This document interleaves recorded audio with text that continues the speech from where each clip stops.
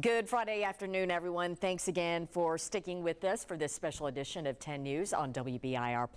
Robin Wilhoit along with Chief Meteorologist Todd Howell on a very busy weather day. Busy day, busy month. Yeah, we'll talk more about that in a moment, but yet another spin-up active storm that popped up this morning.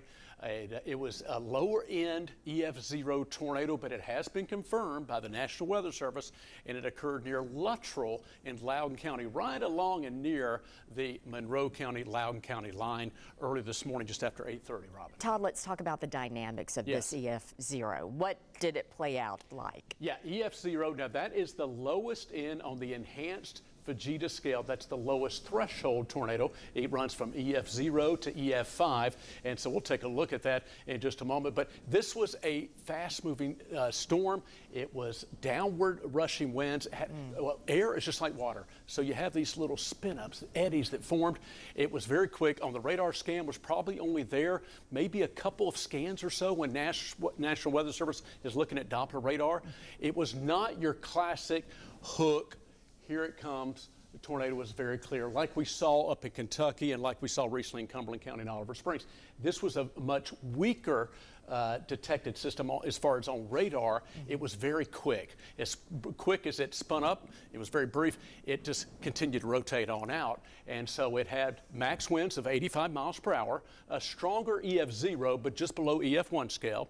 That runs basically from 65 to 85. 86 and above starts EF-1, and had max winds of 85 miles per hour, 2 miles in length, and the width was 200 yards. So not a strong, big tornado. It was a very brief one, a weak one, but it did do damage to some barn structures, trees. Notice, as Cassie and we'll talk with Cassie coming up, the grass, you can see the grass is bent over where the winds blew out. And I was looking at some technical information from the National Weather Service. So the tornado did form, EF-0. On the downward rear flank, you had a lot of straight line winds. Within the tornado, on the rear flank side, you had some straight line winds. That's what really pushed some of those trees over, and also the grass. Interesting, the camper, where you're going to talk more about that with some injuries, it wasn't just rolled one time, it was rolled multiple times. Exactly. And so that's where it caused some of those injuries. Yeah, I heard up to 4 times, and let's speak to that right now. In addition to the damage, 5 people were injured during the storm. 4 of them were in a camper that did turn over multiple times. Another person was in another camper at a different location. The National Weather Service says that camper also rolled over. Trees, power lines, they are down. Damage to several properties in that area. As Todd mentioned, EF-0 tornado. It touched down around 8:30 this morning. Todd, to your point, in the Luttrell area. Let's talk specifically about where we are seeing where it touched down. Exactly. Most of the damage was near Luttrell, which is approximately 4 miles to the northwest of Sweetwater. And a lot of the damage, and we talked about this earlier, Robin, you mentioned, was focused along the Holt Road area. Heard a lot of that about early this morning, right after it happened. That's where we were targeting. Exactly. So Holt Road, Luttrell community, which is approximately 4 miles to the northwest of Sweetwater. There was another area of damage just inside, a little bit closer to Sweetwater, just inside the Monroe County spot, approximately about 3 to 4 miles to the north of Sweetwater. But generally speaking, just inside the Loudon County line, just northwest of Sweetwater. So it occurred just after 8:30 this morning. It was very brief. It was storms a lot of times like jellyfish, if you will. Jellyfish go like this, in and out. They breathe in and out, right? They pulse up, they pulse down. This was a fast cycling up tornadic storm. Not a strong one, and it was not there long, and it was sneaky, as the National Weather Service's Anthony Cavalucci described it, a sneaky storm that just really popped up very quickly earlier. Exactly, and he's going to talk more about that because, yes, there was a tornado warning not issued before the storm hit. We did ask Anthony Cavalucci, the coordination meteorologist with the National Weather Service, about that circumstance. Now, he said meteorologists were watching some weak rotation, as you heard Todd mention, on the radar, but in his words, it was a sneaky storm. He says that it was not a typical supercell thunderstorm. The Weather Service did issue a tornado warning as that storm moved east into Blount County. Once again, that meteorologist says that because of the damage reported and what they saw in the aftermath, they were able to confirm it as an EF-0 tornado. This storm did not have a tornado warning on it. It wasn't a typical storm that you normally would say, oh yeah, there's some tight rotation. This is a huge supercell thunderstorm. This was nothing like that. So it was kind of a sneaky storm, if you will. It's not something that we miss all the time. It just was one of those things that actually hit some structures and a lot of trees. Is the word that we are going to be using a lot with the storm. Sneaky. Sneaky storm. And you heard Anthony say, Anthony does a great job, National Weather Service in Morristown. And Cassie's going to talk more about the details with what the Weather Service, you know, et cetera, we're looking at and everything there. But yeah, it was very sneaky. I mean, it just quickly cycled up, and it basically, it wasn't, as Anthony said, your classic supercell. It wasn't, I mean, y'all know we were tracking, Cassie and I was tracking that Kentucky storm. We were tracking the Cumberland County, Oliver Springs storms just 3 or 4 days later.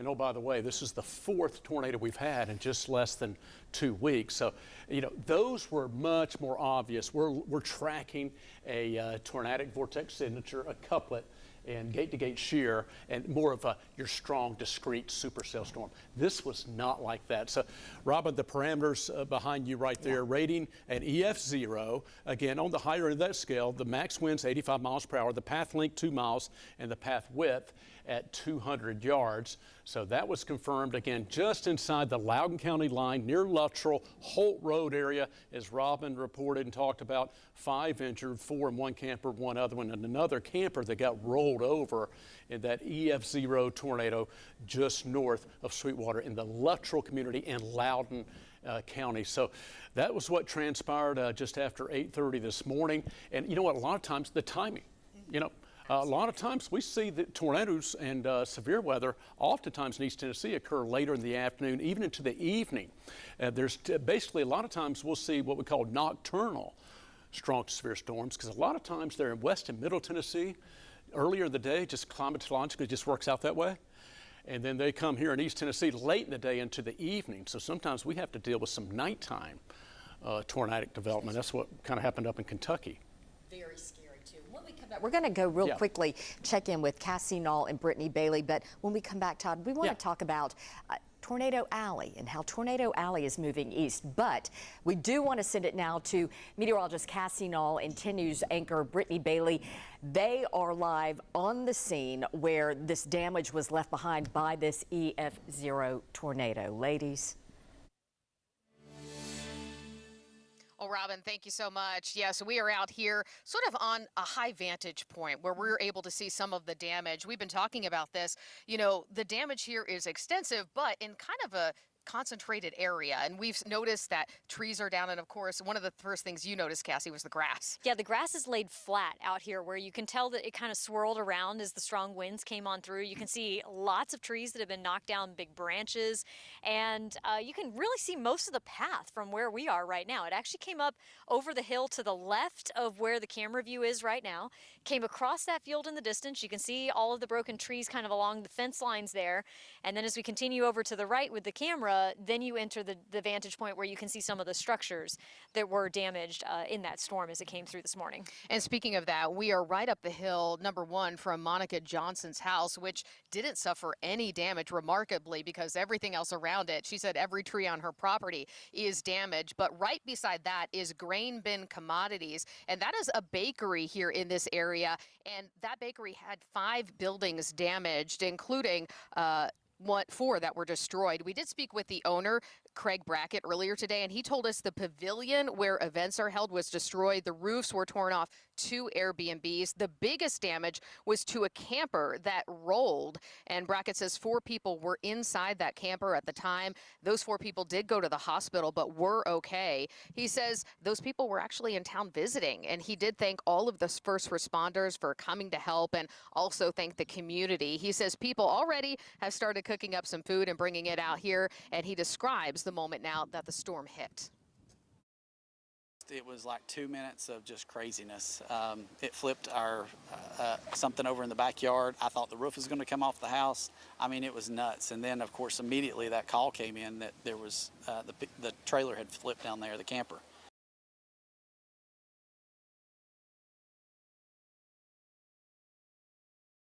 Which we saw some of the trees down, and Cassie was talking about that path. But let's take a look over here. I don't know if you can see far off in the distance. This is one of the buildings that was destroyed, and the camper that we were talking about that rolled, you can see that down below as well. So this general area is where much of the damage was centered, and again, for some folks, fairly extensive. But mostly, I mean, I guess the good news here is that no one was hurt other than those 4 people who are okay. Yes, they are in the hospital right now. There was the 5th person in one more camper. A little bit further down in the path of the storm.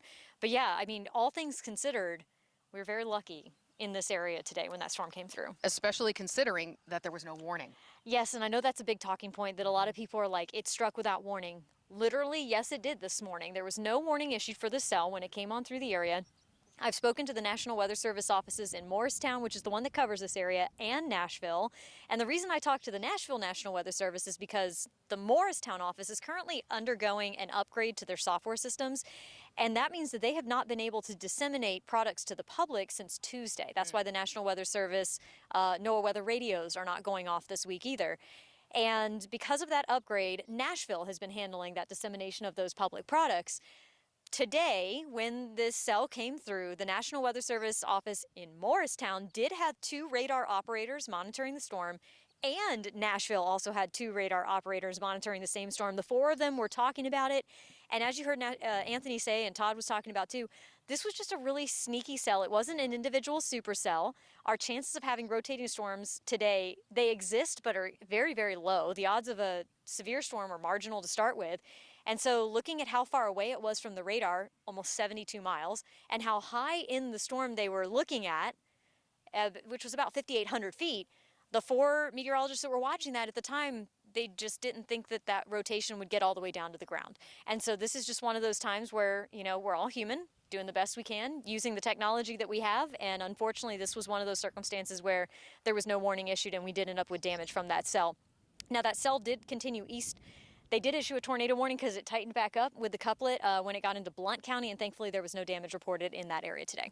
Well, do we know when the radios and everything's going to be up working again, when the system upgrade is finished? It should be probably around now. Oh, well, yeah, perfect timing. They were hoping to have it done by about 3 to 4 o'clock today. So we're hoping that everything is back on schedule for the rest of the weekend. This upgrade was scheduled, so this is something that they couldn't change. When it was happening at the time when this all started, there was no severe weather in the forecast.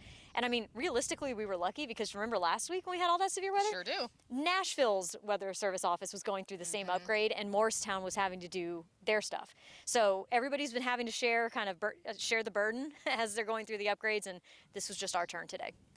Well, we want to send things back into the studio now with Robin and Todd, but we will be out here and join you once again on 10 About Town. All right. Brittany, Cassie, thank you very much. Yes, back here in the studio, Todd. This is one of 4 tornadoes that have hit in our region within the last 2 weeks. There's this, we hear about Tornado Alley, which is to the west of us, the Plain States. But we've heard repeatedly that Tornado Alley is marching east in incorporating our region to a degree, right? Yeah, especially in the last 30 years. Yes. It looks like there's been a general shift of about 400 to 500 miles of tornado frequency further to the east. So typically, we still have Tornado Alley that's still in the Plain States. You may have heard of Dixie Alley. And so that's another type of tornado alley. Robin, you can talk. Tornado alley, generally back in the Plain States, Kansas, Oklahoma, parts of Texas, up to Nebraska, portions of Missouri, also up into Iowa. So that's where it's typically been known for many, many years, long period of time. Well, Dixie Alley is more in the southeast, just, you know, given a regional name, And so what has been researched and found out in the last 30 years, the tornado frequency has shifted a little bit more east to include parts of Kentucky and Tennessee, as well as Mississippi and Alabama. And unfortunately, we've seen that play out. Now, you know, warm Gulf waters, changes to the jet stream pattern, a little bit the polar vortex shifting around. So you have some upper level winds patterns in the jet stream that's been more conducive for that to happen a little bit further east than the traditional favored areas of the Plain States. And by the way, they call it the Plain States because it's a great area, I'm sure, but it's plain, it's flat. Flat. That's it. Yep. Tornadoes usually like to form where it's flat and not mountainous. Most of the time, that helps us in East Tennessee with the Plateau Mountains and our ridges. But every once in a while, 4 in the last 2 weeks, we've had a very active pattern, Robin. Yes, indeed we have. All right, Todd, thank you so much as always. And stick around. We will have more weather coverage coming up in just a few minutes on 10 About Town, starting at 4 o'clock on WBIR and always on WBIR.com.